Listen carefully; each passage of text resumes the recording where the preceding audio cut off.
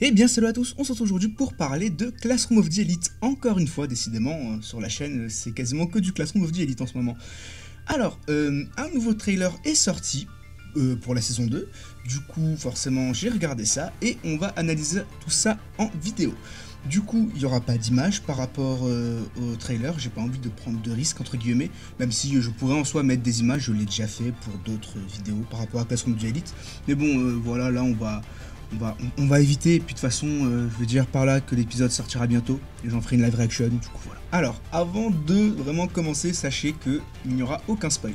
Vraiment, c'est juste que je vais analyser le trailer, voilà, donc il y aura vraiment zéro spoil, je ne dirai rien par rapport aux événements, etc. Du coup, le trailer commence avec Kei Kurisawa, qui est stressée, qui est surprise, qui n'est pas bien en tout cas, ça c'est le moins qu'on puisse dire, elle est visiblement pas bien, elle est stressée, je sais pas, en tout cas elle est apeurée, voilà, elle est apeurée et le trailer débute comme ça, brusquement. A noter d'ailleurs que l'ambiance est assez sombre dans le sens où bah, y a pas trop de lumière, enfin voilà, c'est assez bizarre, en tout cas ce qui est sûr c'est que c'est pas exposé en plein jour, on a l'impression qu'ils sont dans une pièce ou dans quelque chose comme ça, parce que vraiment l'ambiance est assez sombre. Dans la scène qui suit, on voit Ayano qui se tient en hauteur et qui observe un groupe de filles qui sont visiblement dans la même pièce où se situe Kei. Puis après, on a un plan sur le bateau. Donc on comprend plus ou moins que bah du coup ça se déroule dans un bateau. Donc voilà, c'est pourquoi pas. Juste après, toujours avec la voix de Kei qui parle en fond d'ailleurs. Alors je pourrais pas vous dire ce qu'elle dit exactement, mais voilà, en tout cas il y a la voix de Kei qui parle. On a un groupe d'élèves qui se trouvent dans un sort de bureau. On voit la silhouette de Ayano, la silhouette de Kei. On voit Ibuki, d'ailleurs, Ibuki qui est assise à côté de Kei. Ibuki, pour ceux qui ne savent pas ou qui n'ont pas spécialement les noms en tête, c'est la traîtresse lors de la saison 1, vous savez, l'arc survie. Enfin l'arc, oui, dans l'île où ils étaient tout seuls dans une île, etc. Il y avait une traîtresse, vous savez, la fille avec les cheveux bleus, les cheveux assez courts, etc. Qui travaillait justement avec Ryuen, le leader de la classe C. Donc voilà, on voit qu'elle est assise à côté de Kei, donc qu'elle est elle aussi dans le même bureau, enfin dans la même pièce où se situe le bureau, et il y a plusieurs élèves. Donc là j'en compte 1, 2, 3, 4, 5, 6, 7, 8, 9, 10, voilà, ils sont une dizaine à peu près. Et voilà. Juste après, on constate qu'il y a Ichinose, donc la leader de la classe B. Puis après, on a des plans sur des personnages, donc des élèves visiblement. Alors je pourrais pas vous dire les élèves, de quelle classe sont ces élèves. Visiblement, c'est des élèves qu'on n'a pas vraiment vus lors de la saison 1. Après, il faut dire que bon, les élèves de la classe C, de la classe B, etc. Voilà, on a toujours 2-3 élèves qui sont mis en avant. Et le reste, on est plus centralisé sur la classe D. Donc voilà, c'est des élèves d'autres classes. La seule chose dont je suis sûr, c'est qu'il y a des élèves de la classe D. Donc là, dans le trailer, de ce que j'ai pu comprendre jusqu'à maintenant, donc jusqu'à où ils sont en gros où ils sont en gros posés dans le bureau, il y a Ayano Koji, il y a Kei Kurisawa, il y a le doc, alors j'ai oublié son nom, mais vous savez, c'est celui qui traîne avec le petit groupe d'Ayano là, donc qui est affilié, on va dire entre guillemets, à Yamauchi, à Ike et à Sudo. Donc voilà, les noms vous disent sûrement rien, mais je vais voir comment faire pour vous mettre les visages des personnages. Donc voilà, on constate qu'il y a lui, et on constate un autre personnage qui lui par contre était dévoilé, enfin était mis en avant vite fait dans le tout premier trailer de Classroom of the Elite. Et ce personnage s'appelle Yukimura. Donc voilà, on a vraiment 4 membres visiblement de la classe D. Et du coup après on nous remet des images sur les mêmes filles qui étaient déjà présentées juste avant. Donc voilà, encore une fois, où ils nous présentaient plus ou moins les personnages. Donc ils insistent vraiment sur ces filles en question. Peut-être qu'elles auront un rôle important lors de la saison 2. Et juste après tout ça, on a une scène où Kei s'énerve et qui frappe le téléphone de quelqu'un. En tout cas qui frappe le téléphone d'une personne qui tenait justement son téléphone. Donc forcément, elle fait tomber le téléphone et juste après se protège. Voilà, c'est comme si elle avait encore une fois peur ou je sais pas trop. Mais en tout cas, voilà, Kei qui se protège, qui met ses mains devant son visage. Et on voit du coup la silhouette des 3 filles qui nous sont encore une fois représentées. Donc là, ça va faire la 3e fois. Donc vraiment, là, on comprend que, ok, elles vont avoir un rôle majeur à jouer lors de cette saison 2. Et l'une des filles a un téléphone et est en train de photographier Kei ou de la filmer, je ne sais pas trop. Kei qui derrière toujours a les mains devant son visage. Donc voilà, on insiste beaucoup avec ça, hein, vraiment. Là on nous montre une Kei qui est vraiment en position de faiblesse entre le début, maintenant, alors que dans la saison 1, vraiment, on nous montrait que Kei était vraiment une fille, voilà, que c'était un peu la leader des filles au niveau de la classe D, que c'était une fille très confiante, etc. Là, vraiment, c'est un contraste total. Là, ils nous la mettent vraiment sous ces moments les plus faibles. Après, on change totalement d'ambiance et on retourne là où le trailer a commencé, en tout cas dans le même endroit, j'ai l'impression, puisque c'est le même, c'est la même luminosité, c'est voilà, c'est plus ou moins le même décor. Et on a Ayano Koji, donc qui stoppe une main, vraiment, j'ai l'impression qu'il stoppe une gifle et tout très facilement. D'ailleurs, c'est assez déconcertant. Puis juste après, il plaque la main de quelqu'un. Bon, du coup, dans la scène qui suit, immédiatement, on comprend que c'est la main de Kei. Et du coup, on a Ayano Koji qui plaque Kei. Donc voilà, c'est bizarre. C'est bizarre. Et puis on voit Kei, du coup, qui est toujours en stress, je sais pas. C'est très bizarre. Et puis surtout, on constate qu'elle a la joue rouge. Donc voilà, lorsqu'on essaie de remettre un peu tout dans l'ordre... Il y a des filles qui visiblement s'amusaient à la prendre en photo. Enfin, c'est assez bizarre. En tout cas, on sent vraiment qu'il y a quelque chose qui se passe avec elle. Et là, Ayano, lui, j'ai l'impression qu'il arrange pas les choses puisqu'il la plaque vraiment contre le mur et Kei vraiment qui est en panique. Donc voilà, après là, pour faire un résumé, on a des scènes où on a surtout Ayano qui parle.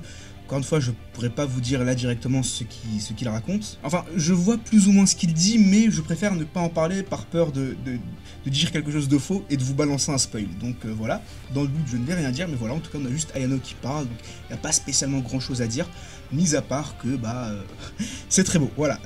Ça, je reviendrai à la fin de la vidéo, ouais, le visuel est beau. Et juste après, on a Ayano qui serre la main à Kei. Voilà, alors ça n'a aucun sens, ce trailer vraiment me retourne le cerveau, je comprends pas. Même Kei est surprise, et d'ailleurs on constate donc bel et bien qu'elle a une marque rouge au niveau de sa joue.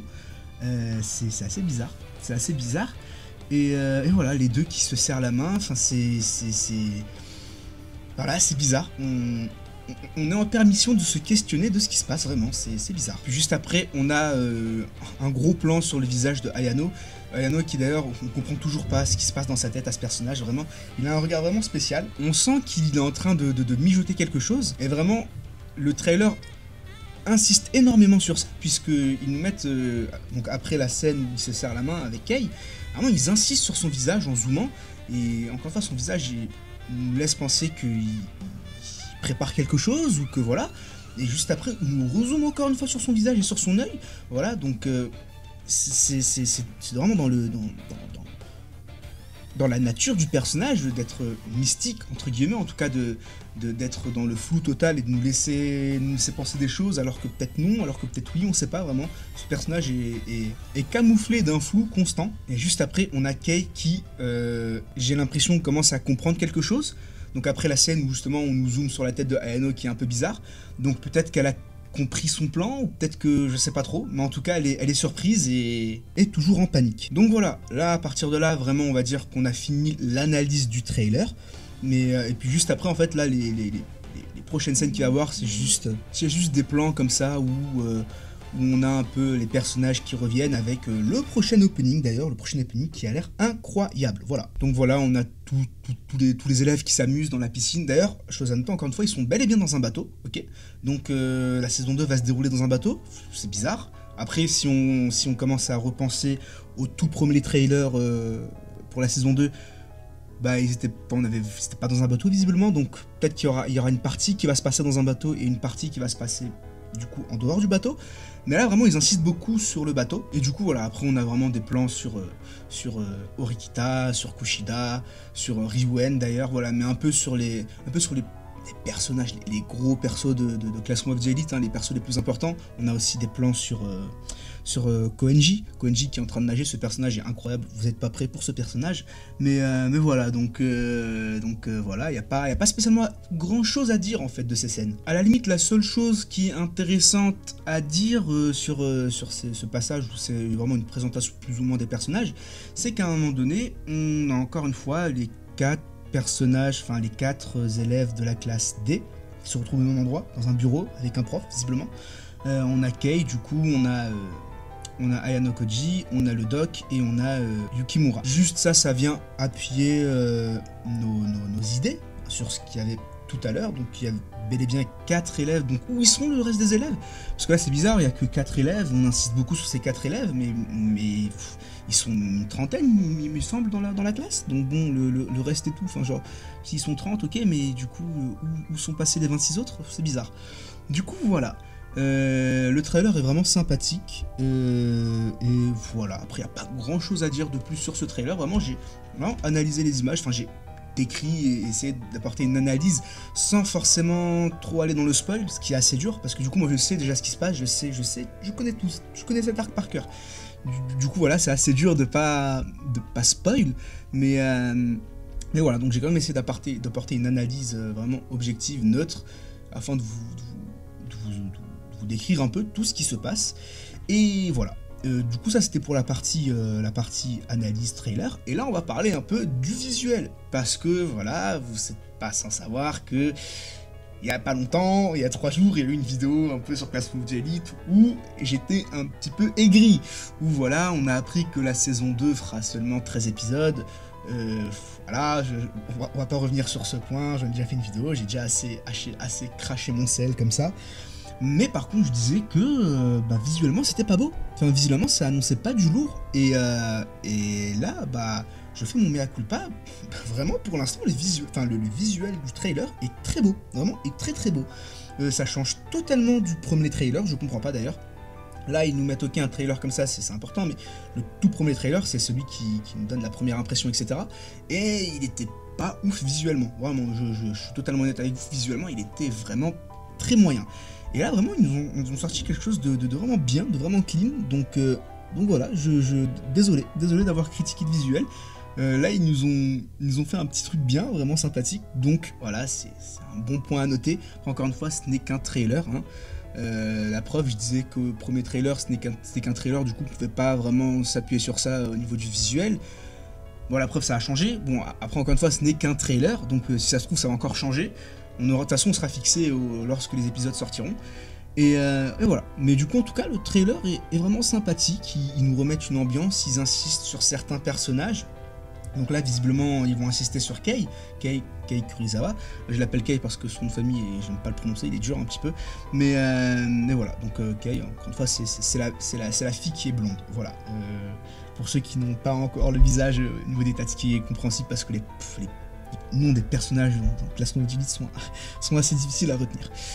Du coup voilà, visuel vraiment bien, la mise en scène est vraiment sympathique. Encore une fois, ils aiment bien nous donner comme c'est un puzzle en fait, c'est vraiment ils nous donnent les pièces du puzzle et nous on doit tout reconstituer. C'est vraiment cool, j'aime beaucoup leur façon de faire. Et voilà. En plus, ce qui est cool du coup, c'est qu'ils mettent pas de gros spoil. Vraiment, il n'y a pas de moments vraiment où on se dit oh purée, donc là ils viennent de nous spoil un moment ultra important et tout. Non, vraiment pas. Là, c'est ça qui est cool, c'est qu'ils arrivent à nous hype sans forcément nous mettre de moments importants. Et vraiment, c'est très bien fait de leur part, vraiment bien joué à eux. Du coup, voilà, c'est tout pour cette vidéo. Encore une fois, cette vidéo est un peu, j'allais dire, bancale. Non, elle n'est pas bancale, mais c'est surtout que là, il n'y a pas du coup de cut, elle n'est pas vraiment travaillée. C'est vraiment, j'analyse le trailer et puis je vous décris ça. Il n'y a pas vraiment d'autres choses. Enfin, je peux pas la travailler plus que ça, sinon je partirai dans le spoil. Du coup, c'est pas ouf. Mais bon. Dites-moi dans les commentaires d'ailleurs si vous voulez que je vous fasse une vidéo parlant de ces moments-là, où là vraiment je spoil. Peut-être que j'en ferai une d'ailleurs, comme pour l'analyse du premier trailer où j'avais fait l'analyse sans spoil et l'analyse avec spoil. Là je pense que je vais refaire la même chose parce que franchement cet arc personnellement je l'ai énormément apprécié. Il est dans mon top 3, top 4 des arcs dans tout Classroom of the Elite. Du coup voilà, dites-moi ce que vous avez pensé de la vidéo dans les commentaires, dites-moi surtout votre avis sur le trailer, ce que vous en avez pensé, donnez-moi vos théories, j'allais dire sans spoil, ceux qui ont lu le light novel, je compte sur vous pour ne pas spoil, de toute façon si je vois que ça commence à spoil, je masque les commentaires, c'est pas difficile, on va pas gâcher le plaisir des gens, et ceux qui ne suivent que l'animé, bah écoutez, j'attends vos théories dans les commentaires, et voilà. Écoutez, du coup, moi je vous dis à la prochaine, bye bye!